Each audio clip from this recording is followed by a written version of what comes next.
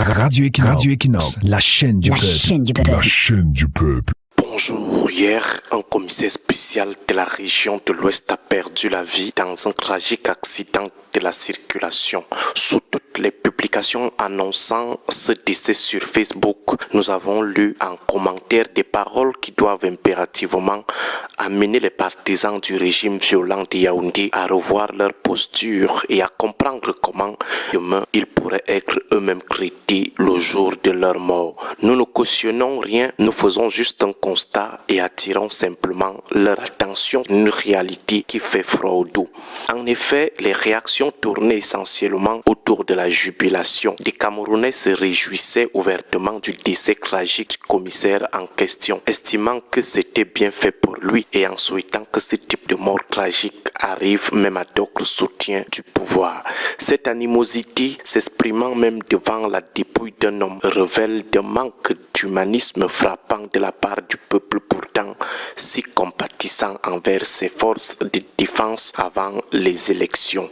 En analysant les raisons évoquées par les internautes, surtout ceux de la zone où le commissaire opérait, on tombe sur ce que nous redoutions avant l'élection du 12 octobre, à savoir les rancœurs nées d'une répression sanglante. Nous avions prévenu que si le régime ouvrait le feu sur le peuple, il en resterait des séquelles et des taches indélébiles détruisant l'équilibre national, que le Cameroun n'allait pas s'arrêter en 2025 et nous avions demandé à la branche fondamentaliste violente du régime de ne pas tout gâcher pour un seul scrutin. Malheureusement, ce conseil a été méprisé. Ils ont ouvert le feu à l'aveuglette, tué et réprimé en toute impunité. Aujourd'hui, le peuple victime qui n'a plus la mémoire courte est en train de restituer au soutien du régime la même haine qu'ils ont manifestée contre tous ceux qui ont osé lever la tête pendant l'élection du 12 octobre. La dernière fois, nous abordions déjà cet aspect en disant que depuis que le régime de Yaoundé a donné l'ordre aux policiers, gendarmes et militaires de tirer à bout portant sur des citoyens non armés, de les torturer et de les jeter en prison pour avoir simplement manifesté pendant la crise post-électorale, la compassion du peuple envers les hommes en tenue a pris un coup. Le lien armée-nation, autrefois fort malgré les reproches habituels, a volé en éclats après la barbarie de la crise post-électorale. Les citoyens perdent progressivement leur compassion envers les hommes en tenue. Allez un peu faire un tour sur certaines pages. Désormais, chaque annonce de la mort d'un homme en tenue, que ce soit en zone anglophone ou ailleurs, déclenche des scènes de joie virtuelle, là où autrefois tout le monde maudissait les assaillants. Chaque fois qu'on publie qu'un militaire, un policier, un gendarme a été tué, on voit de plus en plus des commentaires de réjouissance. Et ces Camerounais qui se réjouissent rappellent toujours la répression violente et mortelle des hommes en tenue contre les manifestants lors de la crise post-électorale. Dans le cas précis de ce commissaire spécial, beaucoup d'internautes l'ont identifié comme l'un des bourreaux ayant terrorisé les citoyens pendant la répression post-électorale. Ils estiment alors que le commissaire a enfin goûté aussi à la douleur extrême qu'il a fait endurer à d'autres familles pendant cette répression.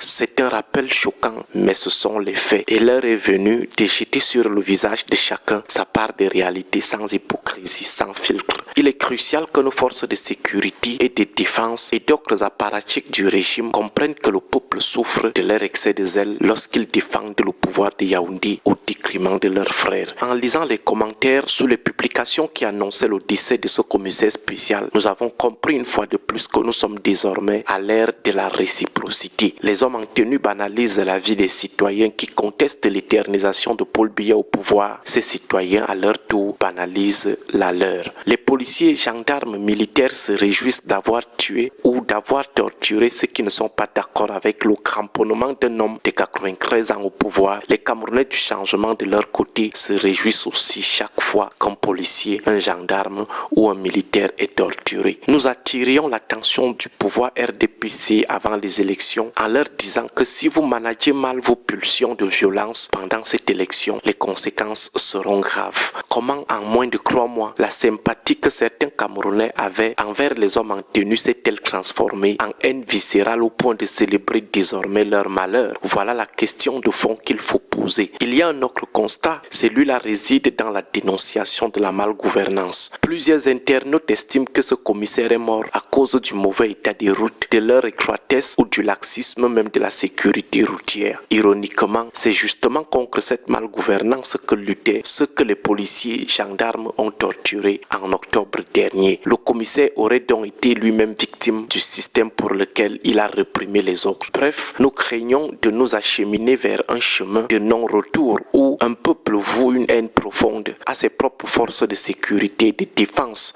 face à des ennemis externes ou internes qui se multiplient au quotidien. Cette armée ne pourra plus compter sur le soutien populaire comme autrefois. Que l'âme du commissaire repose en paix et beaucoup de courage à sa famille qui subit des commentaires désagréables à l'endroit de son fils. Bon début de week-end à tous. Que Dieu et nos ancêtres continuent de veiller sur nous tous. Radio Equinox, la chaîne du peuple. La chaîne du peuple.